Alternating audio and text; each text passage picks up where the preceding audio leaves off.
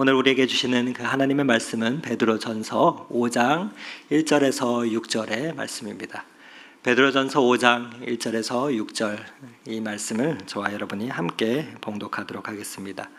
함께 보도록 하겠습니다. 신약성경 382면에 있습니다. 너희 중에 장로들에게 권하노니 나는 함께 장로된 자요 그리스도의 고난의 증인이요 나타날 영광에 참여할 자니라. 너희 중에 있는 하나님의 양무리를 치되 억지로 하지 말고 하나님의 뜻을 따라 자원함으로 하며 더러운 이득을 위하여 하지 말고 기꺼이 하며 맡은 자들에게 주장하는 자세를 하지 말고 양무리의 본이 되라. 그리하면 목자장이 나타나실 때 시들지 아니하는 영광의 관을 얻으리라. 젊은 자들아 이와 같이 장로들에게 순종하고 다 서로 겸손으로 허리를 동이라. 하나님은 교만한 자를 대적하시되 겸손한 자들에게는 은혜를 주시느니라. 그러므로 하나님의 능하신 손 아래에서 겸손하라. 때가 되면 너희를 높이시리라. 아멘. 아멘. 네. 이런 말이 있지요.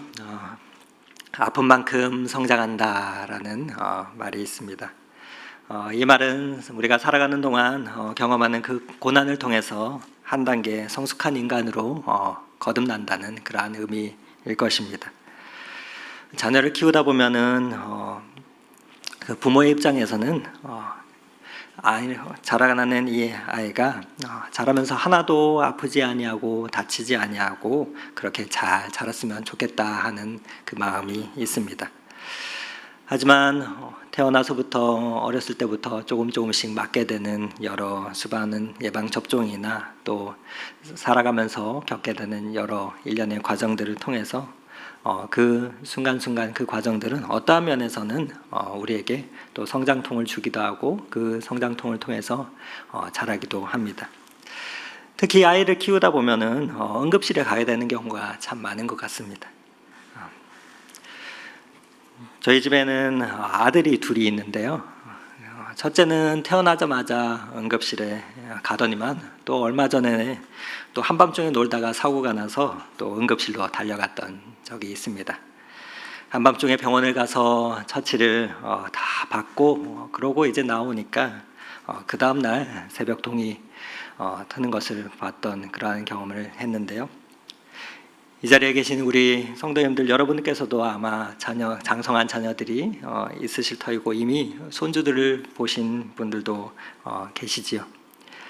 그 자녀나 손주가 자라면서 또 그 아이들을 키우면서 한두 번 정도는 이런저런 이 사건과 사고를 경험했던 기억들이 다 있으시죠. 그런데 정말 신기한 것은 이 아이들은 아픔의 그 시간들을 지나고 어느새 보면은 그 사이에 훌쩍 커버린 것을 느끼게 되는 경우가 많이 종종 있습니다. 어디 아이들뿐만이겠습니까? 저와 여러분 우리도 마찬가지로 수없이 많은 삶의 사건과 사고를 경험하면서 살아가고 있는데 어른들만대로 어디 쉬운 인생이 어디 있겠습니까? 하지만 이런 고난의 경험을 통해서 한 뼘 한 뼘 자라나게 되는 것 같습니다. 그래서 어느 순간부터 아이가 아프면은 걱정하는 마음과 함께 병에 낫고 또 다시 더 건강해져서 더 성숙하고 자라는 그 아이를 기대하면서 기도하게 되는 것 같습니다. 그런 면에서 우리는 고난과 역경이 우리에게 왔을 때 걱정이 되기도 하지만 반대로 우리도 기대할 수 있는 것 같습니다. 병이 왔을 때 병을 빨리 이겨내는 아이들을 보면은 아파도 밥을 잘 먹는 아이들이죠. 우리도 우리의 인생에 장애물이 왔을 때 또 역경을 만날 때 우리의 심령이 때로는 상하고 아파도 우리의 위로가 되시고 치유가 되는 그 영양식을 우리도 잘 먹어야 합니다. 그렇게 오늘도 말씀을 나눌 때 날마다 우리의 영육간에 강건해지는 그러한 저와 여러분의 삶이 되기를 간절히 소망합니다. 오늘 베드로전서는 환난 속에서 우리가 살아가는 그 모든 성도들의 삶의 정체성과 또 함께 또 사명에 대해서 따뜻한 그러한 마음으로 우리에게 일깨워주는 그러한 서신서입니다. 우리가 놀라운 하나님의 그 은혜로 주님의 그리스도의 보혈의 피로 구속받고 부활의 은총으로 속죄함을 입어서 그 생명의 말씀을 통해 복음을 믿습니다. 또 그리고 그 하나님의 아들과 딸이 되며 자녀가 됨을 우리로 하여금 기억하게 합니다. 그러면서 정신없이 세상에 살다 보면 때로는 그 우리 정체성을 잃고 매몰될 때가 있지만 그 사실을 다시금 일깨워주면서 그 하나님의 자녀가 되는 것에서 그치지 않고 더 나아가서 신앙 안에서 자라서 하나님께서 우리에게 주신 사명, 그 제사장으로서의 사명을 감당해야 된다라고 권면해주고 있는 서신서입니다. 이러한 이야기를 지금까지 쭉 이어서 본문을 통해서 우리가 함께 살펴보고 있는데 그 제사장의 직분을 우리가 속해 있는 가정에서 또 직장에서 또 그리고 국가와 우리의 사회 시스템 안에서 우리가 각자 처한 그 삶의 자리에서 그 사명을 올바로 감당해야 된다라고 권면해 왔습니다. 그런데 그 가운데는 참으로 많은 역경이 있죠. 그러나 사도 베드로는 그 역경은 오히려 하나님께 더 큰 영광을 돌릴 수 있는 기회다라고 말합니다. 베드로전서 4장 16절에 그래서 만일 그리스도인으로 고난을 받으면 부끄러워하지 말고 도리어 그 이름으로 하나님께 영광을 돌리라라고 말씀하고 있는 것이죠. 앞서 베드로전서 4장에서는 말세의 우리의 육체의 남은 때를 어떻게 하나님께 헌신하며 우리가 살아가야 하는가에 대해서 알려주면서 우리는 환난 가운데서 함께 이렇게 자라간다라고 말씀합니다. 즉 예수님을 믿고 구원받으면 이 땅에서 아무 환난이나 고통이나 어려움 없이 자라가게 되는 것이 아니고 우리의 육체가 자랄 때 어릴 때부터 예방접종을 하며 여러 가지 병균과 싸우며 그렇게 커가는 것처럼 우리의 신앙도 시험을 당하며 시련을 통해서 점점 더 강하고 견고하게 그러한 일꾼으로 자라가게 된다라고 말씀하는 것이죠.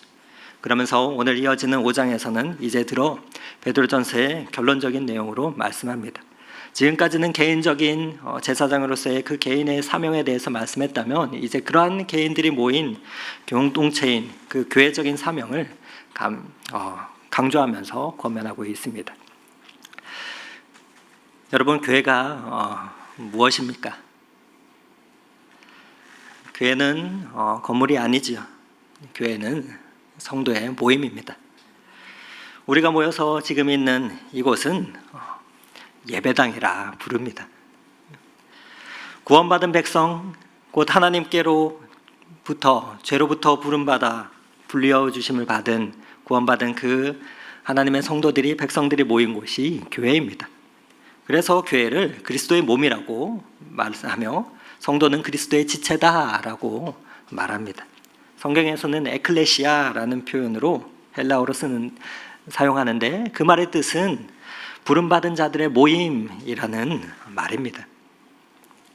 이렇게 부름받은 자들에게 각자에게 주신 그 사명을 삶의 자리에서 우리가 감당해야 하지만 또 교회적으로는 이 제사장들이 그 직무를 바르게 감당하기 위해서 유기적으로 어떻게 그 교회에서 그 역할들을 감당해야 되는가를 우리에게 말씀해 줍니다. 그러면서 개인으로는 살아있는 신앙을 우리가 가져야 될 뿐만 아니라 교회적으로는 살아있는 교회가 되기 위해서는 어떠한 자세를 가져야 되는지, 어떠한 정신을 가져야 되는지를 오늘 본문을 통해서 교회의 구성원들과 또 앞서 일하는 모든 중직자들을 향해서 그 자세를 오늘 사도 베드로는 권면해주고 있습니다. 함께 우리 5장 1절 말씀을 다시 한번 한 목소리를 크게 읽어보겠습니다. 너희 중 장로들에게 고난오니 나는 함께 장로된 자요 그리스도의 고난의 증인이요 나타날 영광에 참여할 자니라. 아멘. 흔히들 오늘 본문을 읽게 되면은 이 본문은 교회 지도자들인 목사나 장로들을 위해서 주신 말씀이라고 생각만 하기 쉽습니다. 그러나 그렇지 않습니다.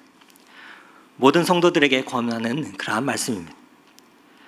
왜냐하면 바로 나타날 영광의 관을 얻기까지 성도가 어떻게 이 땅에서 그 사명을 감당하며 걸어가야 하는지에 대해서 그 정신과 또 자세를 일깨워주는 본문이기 때문에 그렇습니다.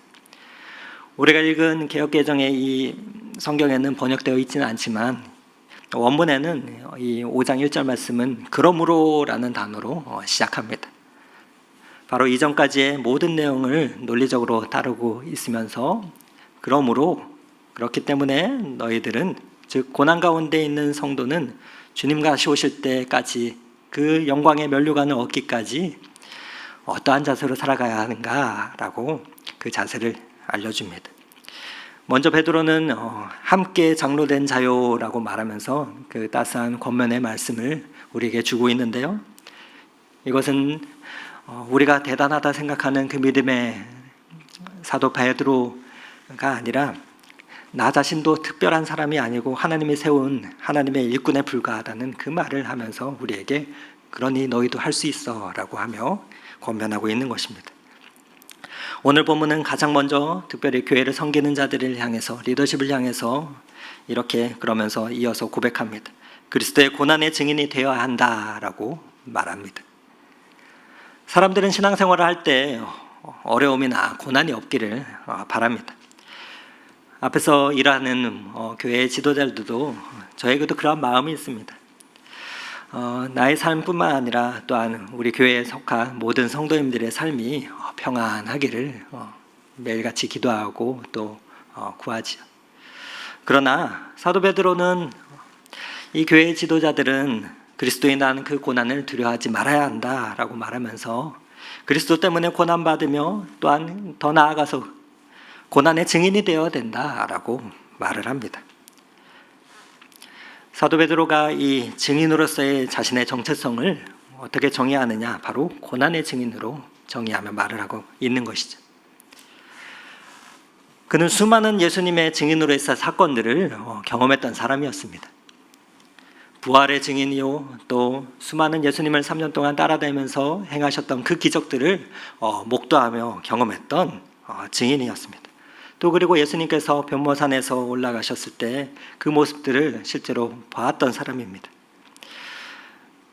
그렇게 자신을 그러한 증인으로 표현할 수 있었지만 그는 그 수많은 경험들을 제쳐놓고 자신의 정체성을 고난의 증인이다라고 말을 합니다.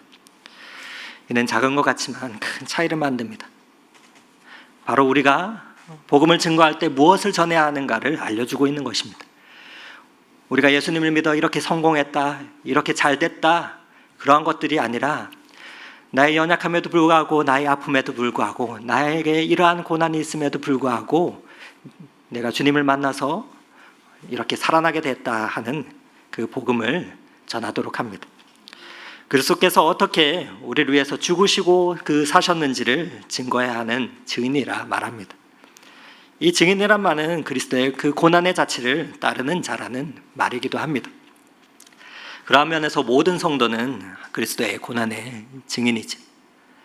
왜냐하면 육체로는 우리가 예수 그리스도를 보지 못했으나 우리가 말씀으로 우리는 그리스도를 보았고 또 지금도 듣고 있고 또한 그분의 걸어가신 그 길을 자체를 따라가기 위해서 저와 여러분이 이 자리에 함께 있기 때문에 그렇습니다. 이는 사도 베드로에게나 또한 그리스도의 십자가의 죽음을 그때 발생한 일들에 대해서 친숙한 어느 누구에게든지 그 베드로의 삶 가운데 발생했던 괴로운 또 고통스러운 사건들을 우리로 하여금 떠올리게도 합니다. 왜 그렇습니까? 우리는 베드로가 어떠한 종류의 증인인지를 기억하기 때문에 그렇습니다. 성경을 보면 그는 자신의 용기를 보여주는 데 실패하죠. 큰 소리를 떵떵 쳤지만 실제적인 그 사건과 그 자리에서는 예수님을 알지 못한다 3번이나 부인했던 당사자였습니다. 그러한 불명예스러운 그 사건을 베드로는 떠올리기도 싫었을 텐데 그럼에도 불구하고 이 사도 베드로는 그 일을 상기하며 이야기할까요?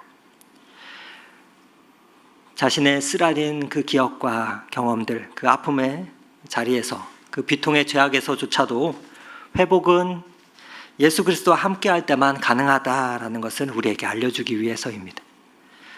또 그리고 혹 교회 구성원들이나 리더십 안에서 위선적이고 교만하고 또 악을 행하는 것을 인정하기를 꺼리는 그러한 모습을 대할 때마다 죄에 대해서는 기꺼이 회개하며 겸손함을 격려하기 위해서였을 것입니다. 바늘로 꿰맨 아이의 얼굴에 그 상처를 바라보면서 부모의 마음에 있어서는 흉터가 지지 않으면 참 좋겠다 하는 생각을 하는데, 문득 오늘 말씀이 떠올랐습니다.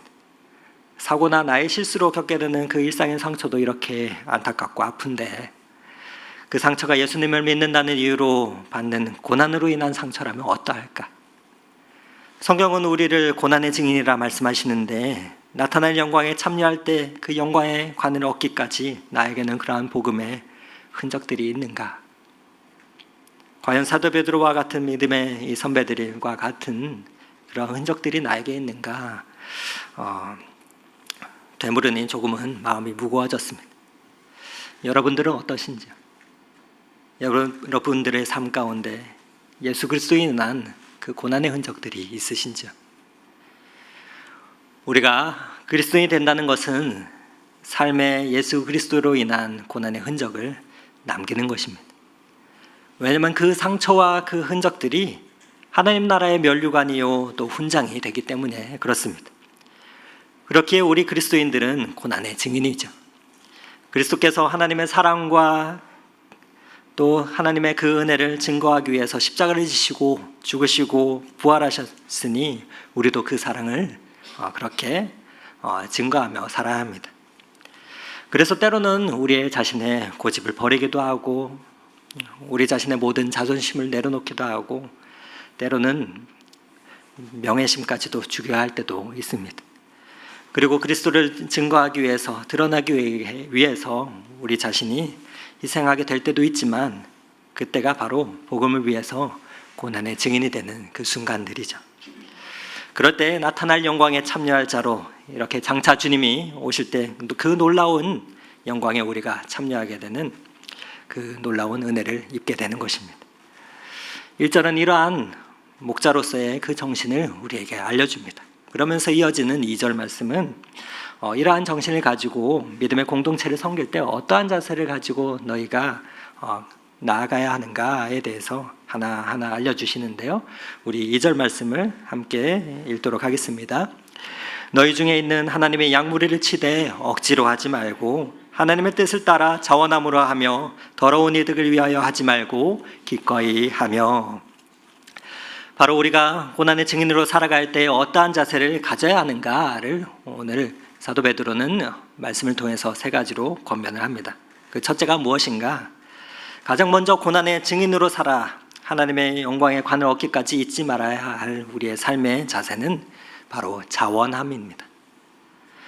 하나님의 양무를 치되 억지로 하지 말고 하나님의 뜻을 따라 자원함으로 하며. 사도 베드로는 감당해야 할 우리의 사명에 대해서 말씀하면서 하나님의 양무리를 돌보는 것을 제일 먼저 언급하죠. 이것은 성도에게 있어서는 선택이 아니라 의무입니다. 그리고 이 양무리는 자신의 양이 아니라 하나님의 양입니다. 즉 이 말은 하나님의 일을 할 때 나 중심으로 하는 것이 아니라 하나님 중심으로 해야 한다라는 그러한 의미입니다.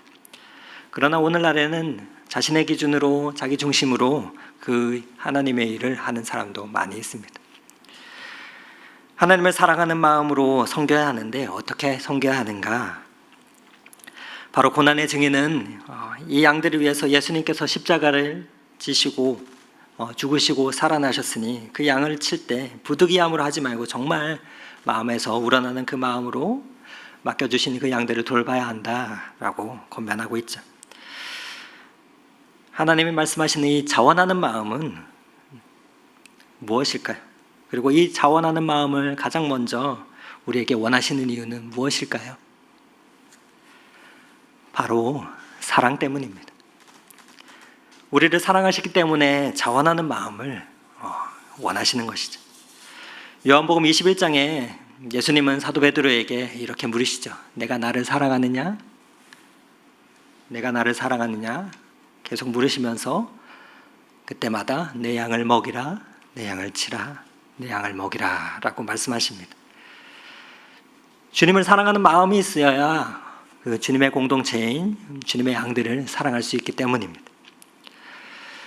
젊은 연인이 사랑하는 사람을 집에다 바래다 줍니다. 사랑해서 오랜 시간 늦게까지 같이 있다 보면 시간 가는 줄도 모르죠. 그러다가 밤늦도록 시간을 보내고 집에 데려다 주면 버스나 지하철의 막차 시간이 간당간당합니다.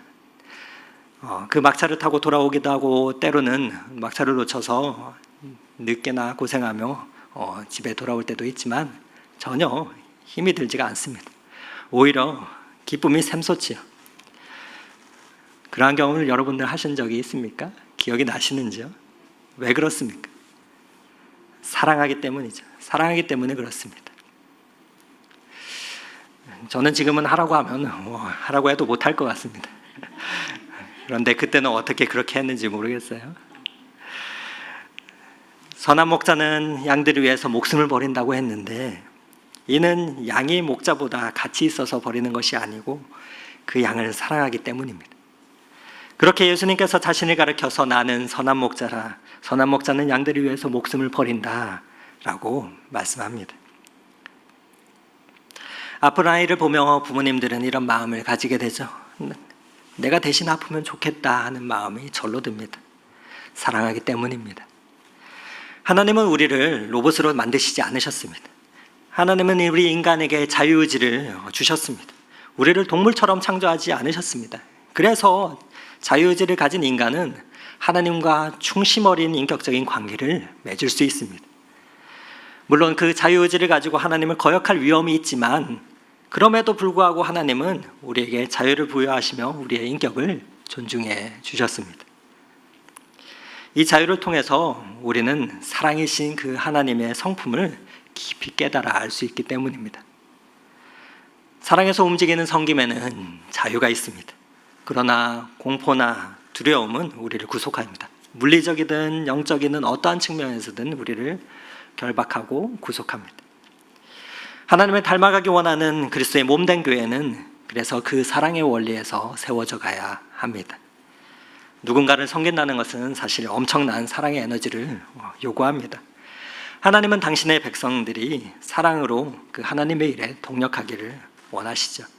그래서 거룩한 나라요 하나님의 소유된 백성으로 이 땅을 왕같은 제사장으로 섬기기를 원하시지만 하나님은 누구보다도 사랑하기에 우리가 자원함으로 그 일에 함께 하기를 바라십니다. 그리고 단 하나의 조건이 있다면 그것은 바로 하나님의 뜻을 따라 행하기를 원하신다는 것이죠. 왜냐하면 내 양이 아니라 하나님의 양이니 하나님의 뜻대로 따라 섬겨야 하는 것입니다. 그렇게 이 자원함은 고난의 증인으로 살아가는 모든 성도에게 있어 영광의 관을 얻기까지 지켜야 할 제일 첫 번째 되는 신앙의 자세입니다. 그렇다면 두 번째 고난의 증인으로 살아 또 영광의 면류관을 얻기까지 견지해야 할 우리의 삶의 자세는 무엇일까요? 그것은 기꺼이 하는 마음입니다. 바꾸어 말해서 기쁜 마음입니다.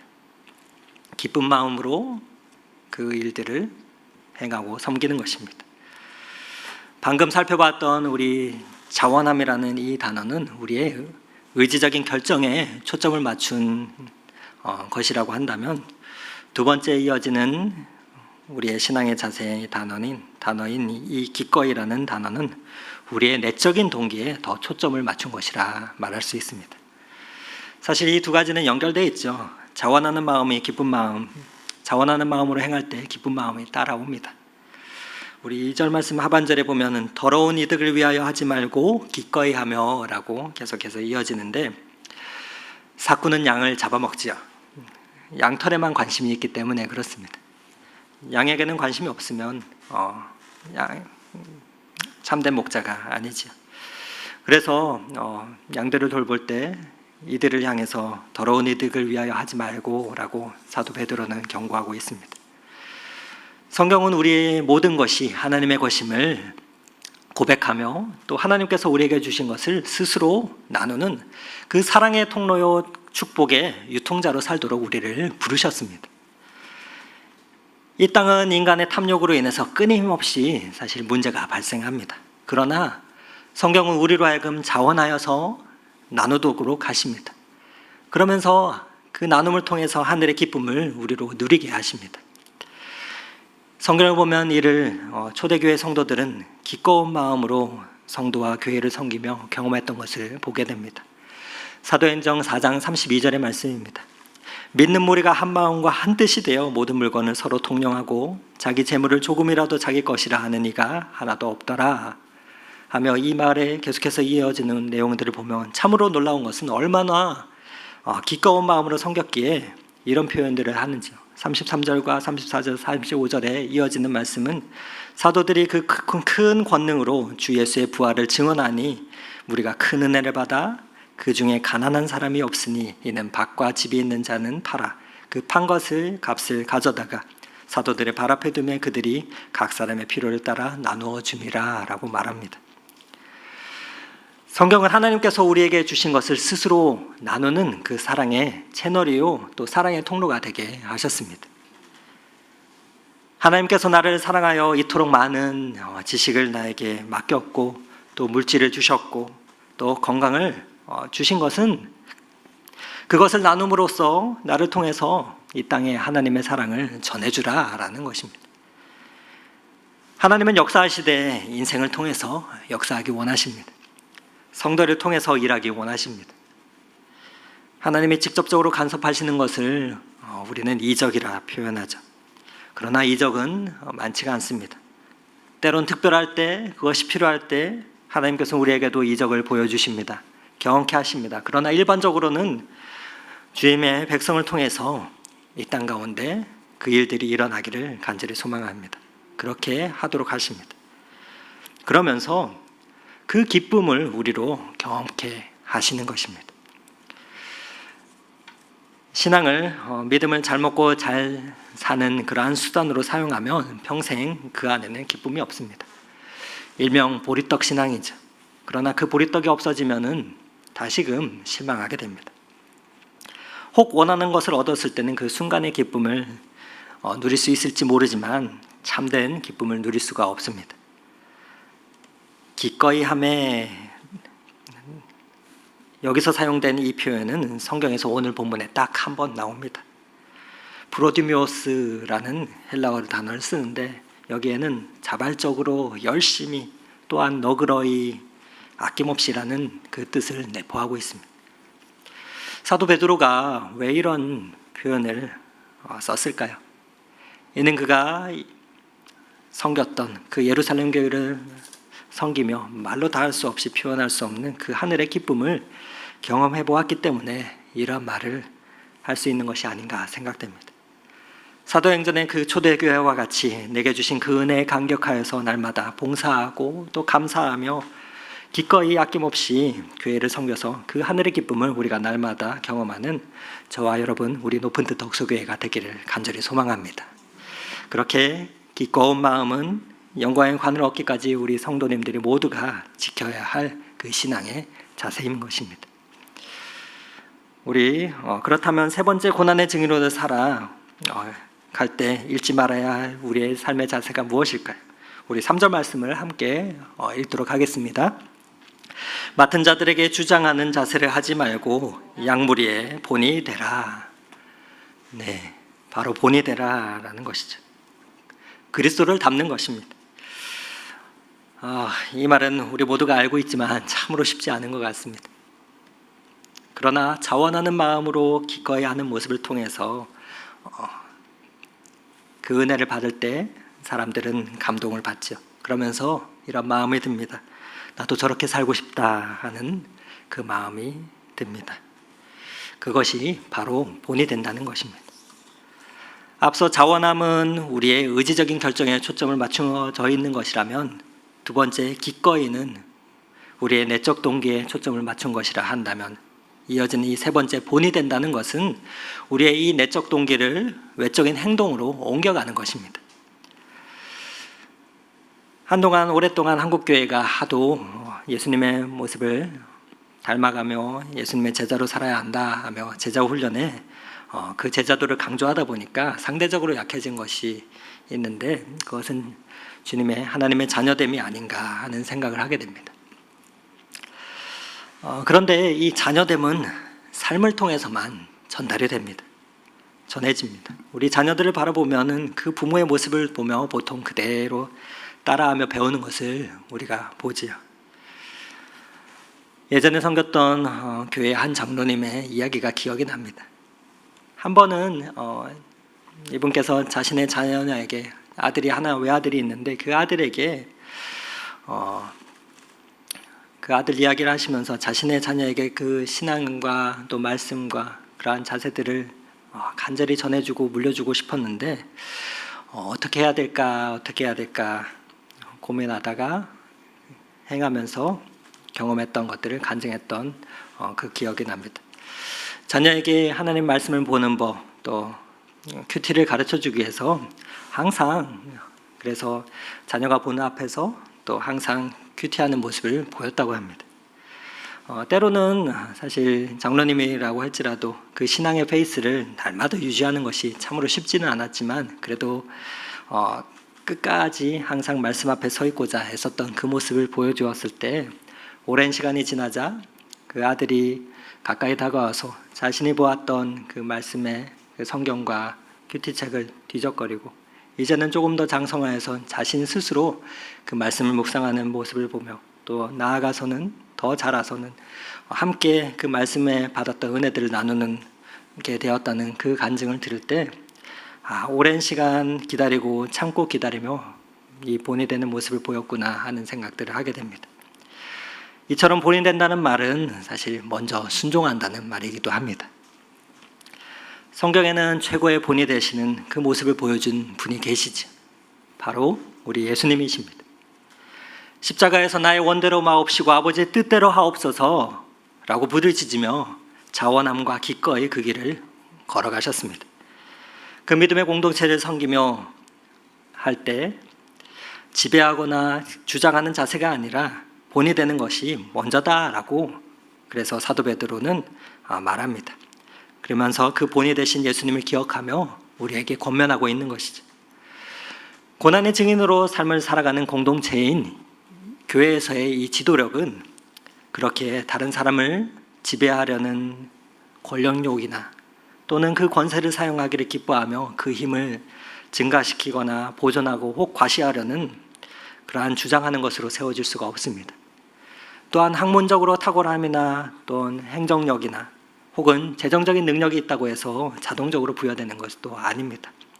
바로 우리 마음 가운데 여전히 남아있는 남을 섬기기보다는 대접받기 원하는 그 잔존하는 죄악과 날마다 싸우며 거룩한 삶 속에서 그 성장을 이어갈 때 그 성장은 오직 하나님의 은혜로만 세워진다는 것을 깊이 깨닫고 날마다 참으로 자신의 영적인 진보의 본을 보일 때 주어지는 것이기 때문입니다.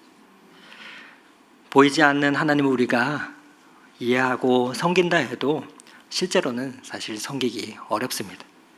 그러나 하나님이 사랑하시고 또 하나님이 돌보시고자 하는 그 영혼들을 돌아보며 섬김을 통해서 하나님의 사랑을 우리는 눈으로 마주하게 됩니다. 그렇기에 주님은 지극히 작은 자 하나에게 한 것이 곧 내게 한 것이다 라고 말씀하시죠. 그렇기에 본이 되는 삶, 이는 고난의 증인으로 살아가는 모든 성도들에게 있어서 영광의 면류관을 얻기까지 지켜야 할 세 번째 신앙의 자세가 됩니다. 이러한 믿음의 삶을 살고자 하는 자들에게 하나님께서는 어떠한 복을 주시겠다 약속하시는가, 우리 큰 목소리로 함께 4절 말씀을 읽어보겠습니다. 그리하면 목자장이 나타내실 때 시들지 아니하는 영광의 관을 얻으리라. 아멘. 성도는 모두가 다 작은 목자들입니다. 목자장은 예수님 한 분이시죠. 그분이 다시 오실 때 이와 같이 고난의 증인으로 살아간 모든 성도들에게 시들지 아니하는 면류관을 주시겠다 말씀합니다. 흔히 면류관은 올림픽 우승자에게 주는 그 월계관을 가리키죠. 그런데 왜 성경이 쓰여졌던 당시 그리스 로마 시대에 있어서 그 월계관이라는 표현을 썼을까요? 이는 그리스 로마의 그들의 시민화에서 그 기원을 찾을 수가 있는데요. 큐피트라는 이 사랑의 신이 그 화살을 쏩니다. 그 사랑의 화살을 쏘아서 제우스의 아들이었던 아폴론이 그 화살을 맞게 됩니다. 그러고는 미움의 화살을 맞은 그 다프네를 보면서 사랑에 빠지죠. 그런데 이 다프네는 미움의 화살을 맞았기 때문에 아폴론의 아내가 되느니 차라리 나무가 되겠다 하며 도망가다가 나무가 되어버립니다. 바로 월계수가 되어버리죠. 그때 이 아폴론이 이 월계수 나무를 부여잡으며 다프네여 그대는 내 아내가 될 수 없게 되었구나. 그러나 나는 그대를 나의 성수로 삼으며 이제는 왕관 대신 그대를 내 머리에 올리고 내 수군과 화살에 그대의 나뭇가지로 장식하리니 위대한 장군이 개선할 때 그대의 입과 꽃을 만든 화환을 내가 씌워주리라 했던 그런 말을 했다는 이야기를 바탕으로 월계수입으로 만든 이 관이 영광의 상징이 됩니다. 이러한 문화적인 상황에서의 표현들인데 성경에는 면류관에 대한 표현들이 많이 나옵니다. 주님의 나타내심을 사모하는 자들에게 주시는 의의 면류관, 또 믿음의 경주의 끝에 하늘에서의 그 영원한 삶을 주시는 그 생명의 면류관, 오늘 고난의 증인으로서의 삶을 살아내는 자들에게 영광의 면류관을 주시겠다 말합니다. 그 면류관은 시들지 않는 면류관입니다. 없어질 면류관이 아니라 금보다도 귀한 영원히 썩지 않는 그러한 면류관입니다. 그 하나님의 나라에서 이 계속되는 면류관으로서의 그 영광스러운 지위를 하나님께서 오늘 약속해 주시겠다 말씀하고 있는 것입니다. 그래서 베드로전서 1장 7절에는 너희 믿음의 확실함은 불로 연단하여도 없어질 금보다 더 귀하여 예수 그리스도께서 나타나실 때 칭찬과 영광과 존귀를 얻게 할 것이다 라고 말씀하죠. 구원받는 것은 모든 믿는 자에게 주시는 것이지만 이러한 면류관은 주님의 나타내심을 사모하는 자들에게 그 영광에 참여하는 자들에게 각자의 수고와 섬김과 행위대로 주시는 상급인 것입니다. 여러분, 전쟁에서 누가 훈장을 많이 받습니까? 희생을 많이 한 사람이 훈장을 많이 받겠죠. 전쟁에서 특공대로 갔던 사람들이 임무를 완수하고 살아서 돌아오면 훈장이 가슴에 쭉 붙지요. 적당히 놀던 사람이 받는 것이 아닙니다. 우리가 주님을 위해서 고난을 받으면 영광에 동참하게 됩니다. 그 훈장을, 하늘의 훈장을 우리에게 주시려고 저와 여러분을 먼저 부르신 것입니다. 우리 이 땅에서 그 그리스도의 고난에 동참하는 자로 저와 여러분이 살아가기 원합니다.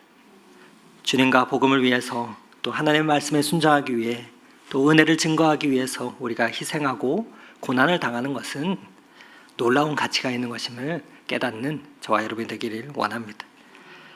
가치가 있는 것을 위해서 고난을 당하는 것은 고난이 아니라 우리에게는 보람인 것입니다. 고난을 고난으로 여기면 끝날 때까지 피곤하죠. 그러나 가치 있는 것을 위해 받는 고난은 보람이 됩니다. 이 땅에서 썩어 없어질 그 가치가 아닌 그 영원한 가치에 우리 삶을 내어드리면서 그 영광을 위해서 날마다 바라보며 그 시선을 빼앗기지 않는 소유한 저와 여러분이 되시기를 간절히 기도합니다. 우리 마지막으로 5절과 6절 말씀을 함께 읽도록 하겠습니다. 젊은 자들아 이와 같이 장로들에게 순종하고 다 서로 겸손으로 허리를 동이라. 하나님은 교만한 자를 대적하시되 겸손한 자들에게는 은혜를 주시느니라. 그러므로 하나님의 능하신 손 아래에서 겸손하라. 때가 되면 너희를 높이시리라. 오늘 본문의 끝은 잠언 3장 34절의 말씀을 인용하며 사도 베드로가 말합니다. 진실로 그는 거만한 자를 비웃으시며 겸손한 자에게 은혜를 베푸시나니. 겸손은 하나님을 온전히 신뢰할 때에만 나타날 수 있는 그러한 성품입니다. 겸손한 자만이 내 능력을 신뢰하지 아니하고 하나님을 의지할 수 있기 때문이고 은혜를 받기 때문입니다. 겸손이 또한 밖으로 표현되는 그 태도를 온유라 말합니다.